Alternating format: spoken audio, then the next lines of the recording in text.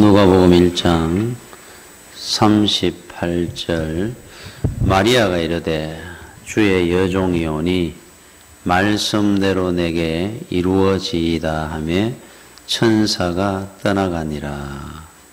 아멘.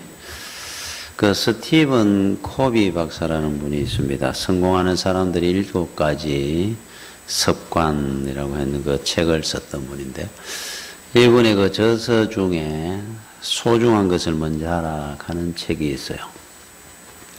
그 책 속에 자기 그 가정사에 써 있었던 이야기 한 토막이 있습니다. 그 딸이 출산을 해가지고 이제 아기를 낳아서 집에서 이제 아기를 키우면서 이제 고생스럽게 이제 아기를 키우고 있었겠죠. 그러다 보니까 아버지인 코비 박사한테 하루는 이렇게 이야기를 합니다. 하나님이 나한테 주신 은사, 이분은 그 딸이 하던 직장이 있었거든요. 그래 하던 일이 있었는데 이제 애 때문에 아무것도 못하게 된 거죠. 그래서 하나님이 나한테 주신 귀한 은사가 있었는데 이 딸 때문에 애 키우느라고 아무것도 할 수 없게 됐습니다. 그래서 애한테 모든 걸 내가 쏟아붓고 살다 보니까 할 수 있는 것이 아무것도 없다 보니까 내 인생으로 봐서는 이것이 낭비인 것 같고 시간을 헛되이 보낸 것 같다고 푸념을 하더라는 거예요. 애 키우는 것이. 그래서 인생의 낭비인 것 같다. 내 하는 일도 하지 못하게 되고. 그래서 코비 박사가 이렇게 이야기를 했다고 합니다. 시간 관리, 뭐 이런 어려운 생각을 하지 말고 네 집에 있는 달력 없애버려라. 아예. 그리고 네 인생에 가장 귀중하고 소중한 것이 무엇인지를 네 스스로 한번 판단해 봐라. 그리고 중요한 것은 시간이 아니라 삶의 방향이다. 그랬다 그래요. 방향입니다. 내가 무엇을 소중히 여기고 살고 무엇이 더 중요한지를 알고 그쪽을 향하여 내가 살아가고 있다고 한다면은 절대로 인생의 낭비가 아니라는 겁니다. 삶이라는 것은 얼마나 내가 열심히 사느냐가 중요한 것이 아니고 내가 무엇을 위해 내가 얼마나 소중한 것을 위해서 내 인생에 시간을 쓸 수 있느냐, 이것이 중요한 거지. 내가 무슨 일이든 열심히 한다, 바쁘게 산다, 그것이 중요한 것이 아니다 그러는 겁니다. 그래, 애 키우는 것이 어머니한테는 제일 소중하고 귀한 거라는 거죠. 그게 무슨 낭비가 있고 뭐 내가 시간을 헛되이 산다 이렇게 판단할 기준이 아니라는 겁니다. 우리 그 옛날에 어머니, 우리 부모님들은 자식들을 5명, 10명씩 낳았습니다. 그, 제 친구 중에, 친구도 그 형제가 9명이었어요. 저희 집도 4명입니다. 그러면은 큰형님하고 저하고 4명인데도 12살 차이 납니다.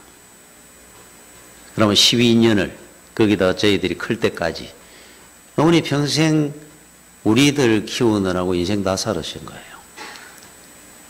여러분, 그건 아무것도 아니고 감리교회 창시자 외설례, 종로 외설례 같은 경우는 그 어머니 수산나 외설례가 그 어머니가 19명을 낳았습니다. 자식을. 그 외설례가 장남입니다.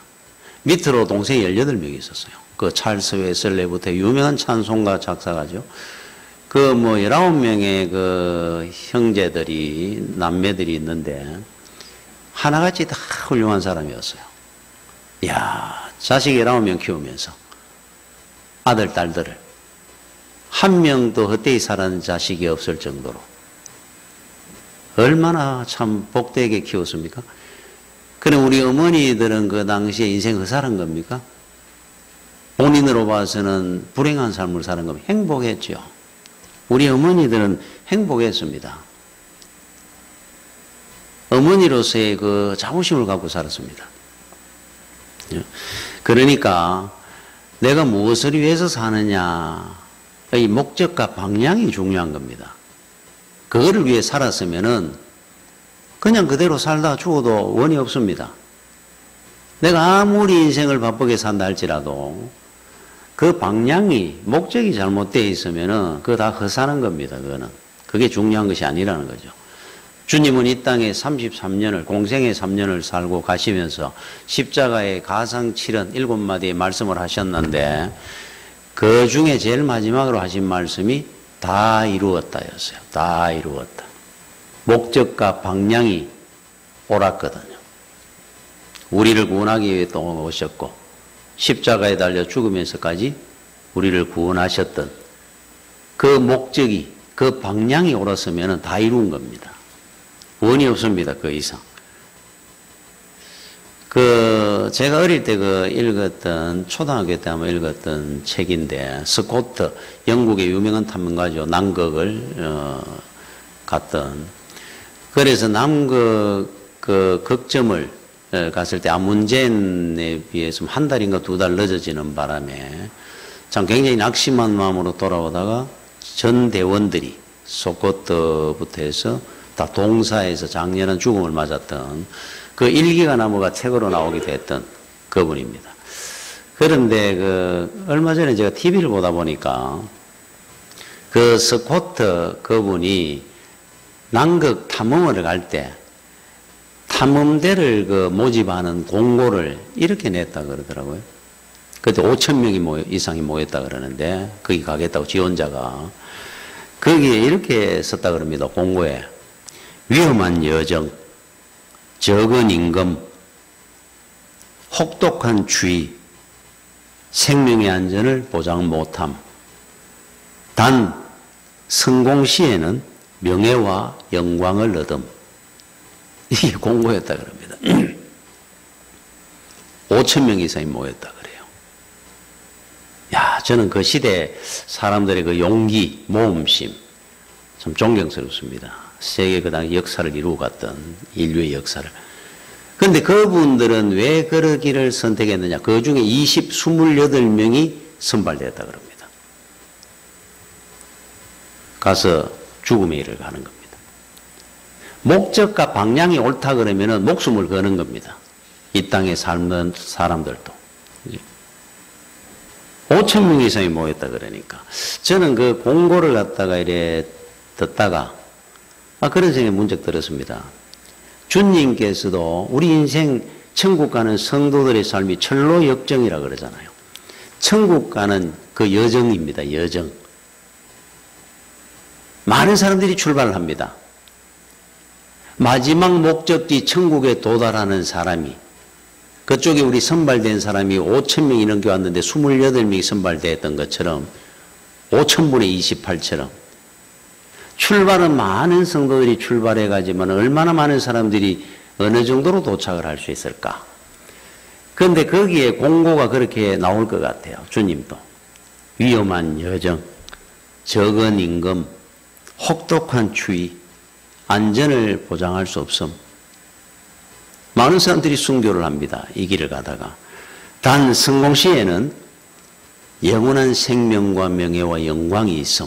다 이래 나올 것 같아요. 지원하는 겁니다. 천국 가는 철로 역정의 길에 지원하는 겁니다. 베드로도 사도 바울도 주기철 목사님도 손양은 목사님도 끝까지 달려갔던 분들. 포기하거나 낙심하지 아니하고. 여러분들도 그 길을 선택해서 시작한 겁니다. 우리 인생을. 이 목표와 방향은 우리는 분명합니다. 이 길은 옳은 길입니다. 영원히. 그랬다고 한다면은 낙심하지 말고 끝까지 가면 되는 겁니다. 혹독한 추위가 있고 생명의 안전이 보장되지 않더라도 은혜입니다. 영광이고. 주의 길을 가게 됐으니까. 자, 오늘 본문의 이 말씀은 참 저도 굉장히 좋아하는 말씀입니다. 우리 38절에 제가 읽었던 이 말씀에 마리아가 이르되 주의 여종이 오니 말씀대로 내게 이루어지이다 하며 천사가 떠나가니라. 말씀대로 내게 이루어지이다. 저와 여러분들이 기도 응답입니다. 이게. 자, 우리 하나님 앞에 기도를 합니다. 내 원대로 마옵시고 아버지의 원대로 하여 주옵소서 하는 말씀하고 똑같은 말씀이에요. 하나님의 말씀대로 내게 이루어지이다. 믿는 겁니다. 하나님의 뜻 가운데 하나님의 섭리와 계획 가운데 우리 인생 속에 이루어져 갈 겁니다. 받아들이는 겁니다. 이 땅의 삶 속에 하나님의 주의 도구가 되어 사는 겁니다. 최고의 영광이고 은혜입니다. 여러분, 크리스마스 예수 그리스도의 이 땅의 탄생인데 실제로 주님은 성자 하나님이셨잖아요. 성자 하나님으로 하늘 보좌에 계시던 분이 인간의 형상을 입고 이 땅에 오시기 위해서 한 도구를 선택을 했습니다. 바로 마리아입니다. 우리들이 이 땅에 태어날 때의 모습과 똑같이 어린 아기로 이 땅에 탄생을 했어요. 그분은 우리 인간처럼 처음부터 없던 존재가 만들어져가 태어난 존재가 아니고 성자 하나님이 인간의 형상을 입고 이 땅에 오셔야 되니까 아기가 돼서 이 땅에 탄생하신 날입니다. 그래서 탄생이라는 말보다 오심가는 말이 더 맞습니다. 마리아를 통해서 예수 그리스도 성자 하나님이 이 땅에 오신 날입니다. 자, 마리아는 하나님의 역사를 이루어가는 도구로 쓰임받았던 분이에요. 그 은혜가 얼마나 크냐 하는 겁니다. 자, 이스라엘에는 결혼의 의식이 있습니다. 우리도 요즘 이제 약혼식이고 결혼식이 있지 않습니까? 그런데 약혼식을 뭐 하는 사람도 있고 안 하는 사람도 있습니다만은 이스라엘 유대인들은 정확하게 그 과정을 지켰어요. 그래서 결혼하기 한 1년 전쯤에 정혼이라 그래서 약혼식과 같습니다. 집안의 어른들이 이제 결정을 합니다. 그리고 당사자들이 만나가지고 결정을 하면은 이제 결혼하기로 다 결정이 되면은 정혼이라는 걸 하게 됩니다. 하면은 정혼을 할 때 아직 결혼식은 안 했습니다. 같이 안 사는데 호적의 이름이 올라가게 돼 있어요. 그 집 며느리로, 그 남자의 아내로, 남편으로 호적으로 이미 올려버립니다. 정혼을 하면은. 그리고 정혼을 하고 나면 한 1년쯤 뒤에 있다가 결혼을 하고 같이 삽니다. 그 이스라엘의 그 결혼 의식입니다, 이게. 그런데 마리아가 언제 아기 예수를 임신을 하느냐 하면은 이 정혼 기간에 임신을 했어요. 그러니까 남편이 될 요셉과 하루도 같이 안 사는 겁니다, 아직. 자기 집에 살고 있습니다. 1년 뒤에 이제 서로 만나가지고 결혼을 해야 되는데 그 중간에 아기를 가진 겁니다. 그 시대, 율법적인 그 시대에는 죽는 겁니다, 그거는. 율법적으로. 자, 이 상황에 마리아가 있었던 그 시련과 그 참 한번 생각을 해보시오, 입장을. 앞이 깜깜했을 것 같아요. 아기를 가지게 된다 그러니까. 이 정혼 기간에. 그런데 오늘 읽었던 본문 앞에 절에 28절에 이런 말씀이 나옵니다. 그에게 들어가 이르되 은혜를 받은 자여 평안할지어다. 주께서 너와 함께 하시도다. 천사가 와가지고 하는 말씀이 은혜를 받았다는 겁니다. 너는 평안할지어다. 두려워하지 말라는 겁니다. 하나님 앞에 특별히 은혜 받은 자니까. 그 이유가 뭡니까? 도구로 쓰임 받지 않습니까? 성자 하나님이 이 땅에 오시는 때 아기 예수로 와야 되는데 그 한 여자로 쓰임 받는 사람이 마리아가 선택된 거예요. 너는 은혜 받은 거다라는 겁니다. 자, 마리아의 입장에 생각해 보면 죽음입니다. 죽음. 그런데도 엄청난 영광이죠, 사실은. 그건 일단은 그건 죽음입니다, 죽음.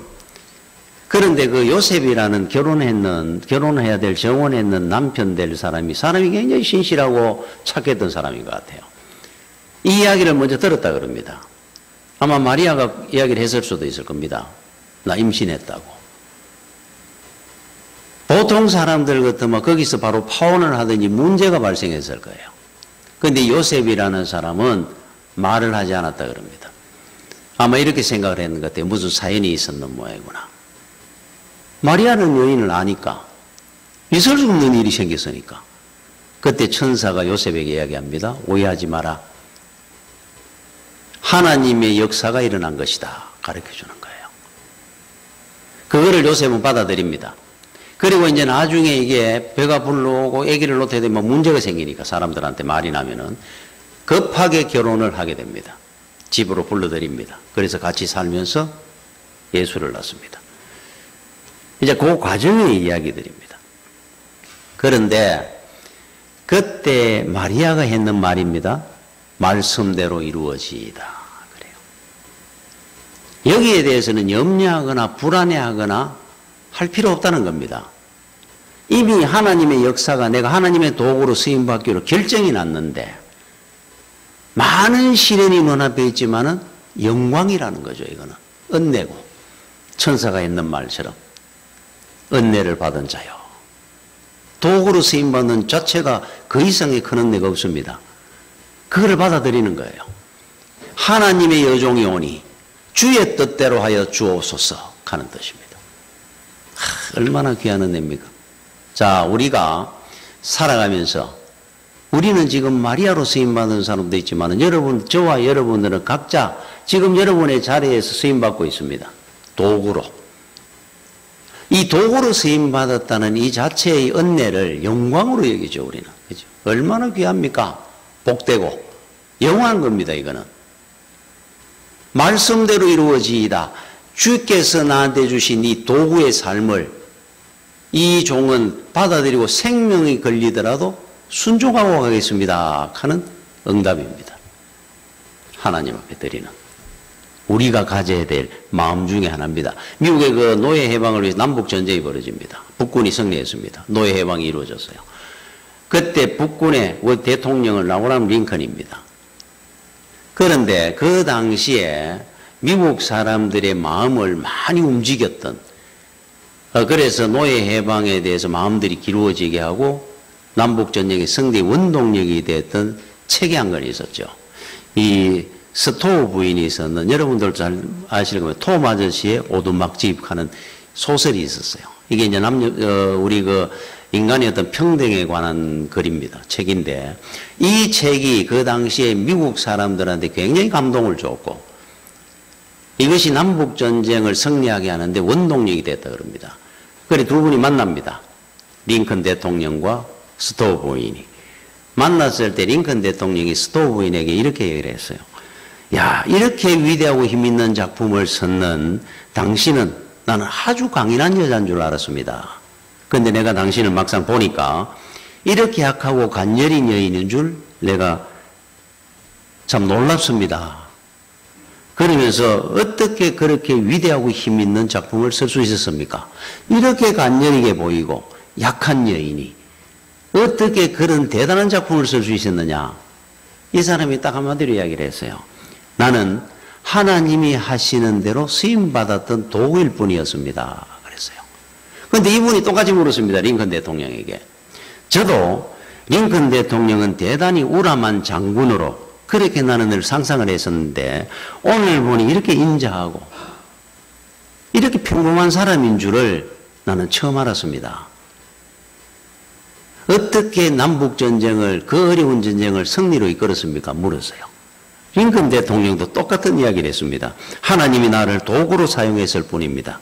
이 모든 일은 하나님께서 하시는 일일 뿐입니다. 나는 그저 그의 손에 붙들려 쓰임받았던 도구였습니다. 여러분, 도구입니다. 도구. 링컨 대통령도 도구였고, 스토우 부인도 도구였고, 마리아도 도구였고, 저와 여러분들 또한 하나님이 쓰시는 도구입니다. 은혜받은 자들입니다. 이 말씀을 두고 여러분들은 항상 말씀대로 저는 이루어지고 쓰임받을 뿐입니다. 이 생명 주를 위해서 바치겠습니다. 이 믿음 가지고 사는 삶이 돼야 돼요. 도구로 쓰임받는다는 게 얼마나 귀합니까? 마리아를 여러분 입장 바꿔놓고 생각해 보십시오. 그 시대에 이거 순종하기가 그렇게 쉬웠다고 생각합니까? 도구로 쓰임받은 그 자체가 전부입니다. 후회가 없습니다. 방향이 오르면 오른 겁니다. 주를 위해서 살게 되었으니까. 죽어도 주를 위해서 죽는 거예요. 도구의 삶입니다. 여러분, 크리스마스에 우리가 가져야 될 믿음이고 마음입니다. 여러분, 두 번째로 이 성탄이라는 건 우리를 향한 하나님의 최고의 결정적인 사랑입니다. 성자 하나님이 모든 걸 다 포기했습니다. 우리를 사랑하기 때문에, 구원하기 위해서. 영광을 버리시고, 보좌를 버리시고, 그 권세를 버리시고, 피조물인 인간의 모습으로 이 땅에 탄생을 하셨어요. 우리를 구원할 방법이 그 방법밖에 없었기 때문에 더 이상의 사랑은 없습니다. 자기 희생, 헌신, 자기 부인, 자기 생명을 다 버렸으니까. 이게 진짜 사랑입니다. 여러분, 키에르케고르라는 유명한 철학자가 있죠. 덴마크에. 이 사람은 이거를 이런 식으로 예화를 가지고 이야기한 적이 있습니다. 예수님이 이 땅에 오신 사랑. 어느 나라에 왕자가 있었다고 합니다. 어느 날 사냥을 간다고 말을 타고 부하들을 데리고 그래 갔는데, 신하를 데리고 가다 보니까 어느 빈민촌을 지나가게 됐어요. 지나가다가 이래 보니까 아름다운 여인 하나를 만난 겁니다. 그 여인과 잠시 이야기를 나누고 헤어지고 왕궁에 돌아도 잊지를 못하겠어요. 밤이고 낮이고 그 여인이 생각이 납니다. 그립습니다. 그런데 이 신분의 격차가 얼마나 큽니까? 왕자고 빈민촌의 한 여인입니다. 과연 내가 그 여인을 사랑한다고 한들 믿어주겠느냐는 거예요. 어떻게 내 사랑을 표현하고 전달할 수 있을까? 고민에 고민을 하고 그렇다고 잊어지지도 안 하고 마음은 이미 뺏겼습니다. 그 여인한테. 그래서 마침내 결론을 짓습니다. 왕자라는 신분을 버리기로 했어요. 그리고 왕자가 입는 그 좋은 비단 옷도 벗었습니다. 빈민들이 입는 옷을 입었습니다. 다 모든 권세를 다 버려버리고 그 빈민촌으로 들어갑니다. 그 여인 한 사람만 바라보고, 이 왕자가. 그리고는 거기서 먹고 살아야 되니까 목수일을 합니다. 왕자로서 평생에 망치 한 번, 토 한 번 안 잡아봤던 그 손으로 그 여인을 사랑한다는 일념 때문에 톱질도 하고 망치질도 하고 목수일을 하면서 밥을 먹고 살면서 그 빈민들과 함께 가난하게 밥을 먹고 삽니다. 그들이 쓰는 언어를 쓰고 그들의 문화를 같이 누리면서. 그런데도 불구하고 그 여인과 가까이 있는 그 자체로만 너무너무 행복했어요. 마침내 어느 날 고백을 합니다. 나는 당신을 사랑합니다. 당신을 위해서 나는 모든 걸 버렸습니다. 나는 당신 하나만을 얻으면 그뿐입니다. 그 여인이 처음에는 깜짝 놀라고 보다가 이웃집에 있는 목수니까. 그리고 마침내 두 사람은 결혼을 하게 되는데 결혼한 그 여인을 데리고 왕궁으로 돌아갑니다. 가서 보니까 자기 남편 되는 사람이 왕자였어요. 왕이 될 세자였습니다.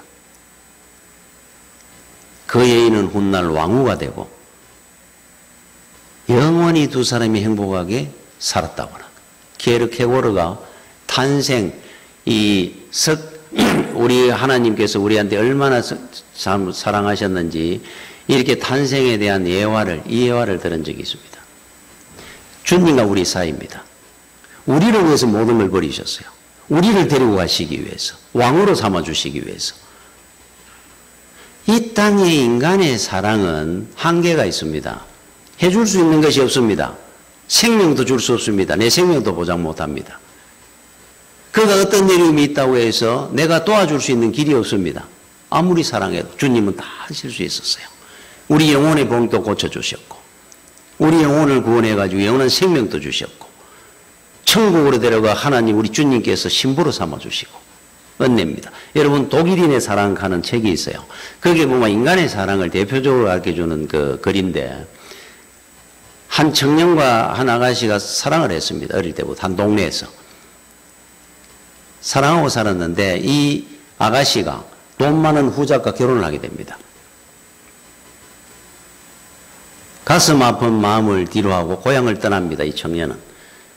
공부를 열심히 했습니다. 의사가 됐어요. 이 여인을 못 잊어가 평생을 혼자 삽니다. 그런데 후작과 결혼했던 이 여인은 후작의 버림을 받고 쓸쓸하고 외롭게 혼자 살다가 병이 얻어가 죽을 지경이 됐어요. 이 소문을 듣게 됩니다. 이 청년이. 그리고 자기가 생각을 합니다. 내가 사랑하던 그 여인, 그를 위해서 내가 해줄 수 있는 마지막이 무엇일까? 치료해주고 내가 헌신하고 죽음의 순간까지 내가 곁에 있을 수 있을 것이다. 모든 걸 다 포기했습니다. 고향으로 돌아옵니다. 그 여인에게 갑니다. 그때부터 그 여인을 치료하고 도와주고 하면서 같이 살아갑니다. 마침내 그 여인이 죽음을 직전이 됐을 때도 멀리서 바라만 봤습니다. 해줄 수 있는 것이 없었어요. 여인은 죽습니다.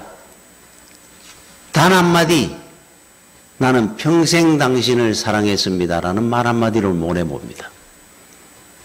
눈물 흘리면서 돌아서는 그것이 독일인의 사랑 가는 내용입니다. 이 인간의 사랑입니다. 주님은 여러분을 사랑하셨는데 다 이루어 주신 거예요. 우리가 사람들을 해줄 수 있는 내 자식의 문제도 해결 못하는데 주님의 은혜입니다. 그 사랑을 위해서 주님은 이 땅에 오신 겁니다. 지금 여러분 동물의 세계를 한번 보십시오. 인간이 제일 못났습니다. 여러분 뿅아리들이 계란 껍질 톡톡톡톡 깨고 나오는 거 한번 보십시오. 퍼득퍼득 나와가지고 1분도 안 돼가 턱턱턱턱 거습니다.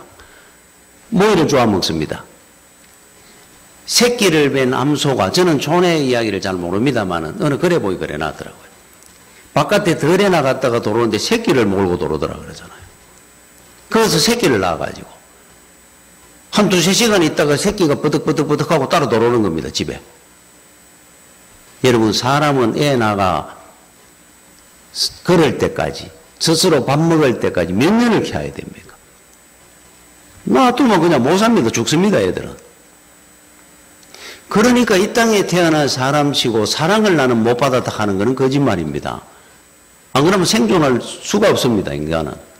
누군가의 사랑에 의해서 살아나온 겁니다.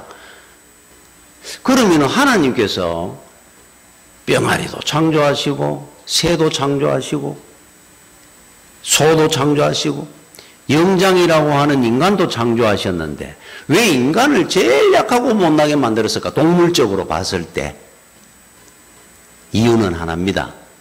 사랑을 많이 받고 살아라고 특별히 사람을 동물적으로는 제일 약하게 만들어 놓은 겁니다. 어릴 때부터 사랑을 많이 받고 자라라고. 태어나자마자 뛰다니고 걸어다니고 물어다니면 그런 사랑이 많이 필요가 없겠죠. 하나님이 우리를 사랑하시다 보니까 사랑 많은 받는 존재로 우리를 창조하신 겁니다. 제일 약하게 만들어 놓은 이유입니다. 또 영적 존재다 보니까 세상에 여러분 사랑받고는 못 삽니다. 인생은. 하나님의 사랑을 먹고 살아야 돼요. 사랑이라는 것이 이렇게 귀한 은혜입니다. 그죠? 주의 사랑을 우리는 받고 사는 겁니다. 여러분 우리 사랑을 누구를 여러분이 사랑한다고 해가지고 쉽게 사랑하고 그 사람을 위해서 내가 헌신하고 마음같이 잘 됩니까? 안 됩니다. 주님의 사랑은 최고의 헌신이고 희생이고 자기 포기고 자기 부인이고 모든 사랑의 결정체입니다. 하나님의. 그걸 우리한테 보여주신 거예요. 어느 집사님이 그 어릴 때 그 집이 워낙 가난해가지고 자기가 장남이고 밑으로 동생이 둘이 있는데 남동생이 있고 여동생이 있는데 그 고등학교 1학년쯤 됐을 때 그냥 밥 3끼를 제대로 못 먹고 살 때 집에서 그러니까 뭐 이 공부를 하면서도 뭐 학용품이고 뭐고 집에 돈 받아 사본 적이 없다 그럽니다. 고등학교 때부터 어디 일해가면서 용돈 좀 생기면 그것 챙기고 살고 뭐 돈이 없었으니까 뭐 아무리 먼 길도 그냥 학교를 뛰다녔고 차를 못 타고 그러던 중에 돈을 이래 몇 푼 모으게 됐다 그래요. 어머니는 또 얼마나 고생했겠습니까? 애들 키우고 가난한데. 그래서 늘 마음에 그 참 장남다운 것 같아요. 효자를 어머니한테 맛있는 거라도 한번 사드리고 싶은 마음이 늘 있었다 그럽니다. 그래서 고등학교 1학년 됐을 때 주머니에 돈 얼마 있었는데 집에 오다가 보니까 홍시, 감홍시를 팔길래 그거 한 5개 이렇게 검은 이렇게 봉다리에 들었는 걸 이제 산 거예요. 주머니 탈탈 털어가 어머니 드리려고.